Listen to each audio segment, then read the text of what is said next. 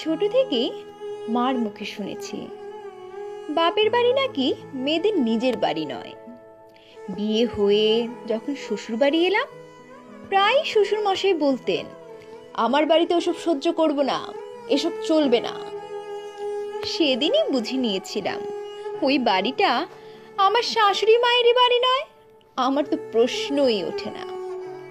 আমার বিয়েতে পাওয়া গয়না বিক্রি করে আর কিছু লোন করে আমার স্বামী ফ্ল্যাট কিনলেন।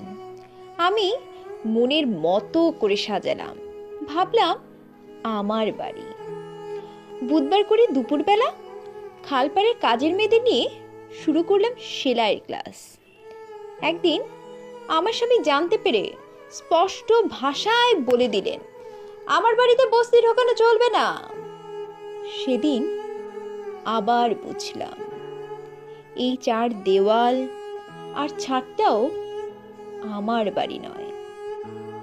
তারপর ছেলে এসে বলল, বাবা তো নেই, এ বাড়ি ভাড়া দিয়ে এবার চলো আমার বাড়ি। মনে মনে হাসলাম।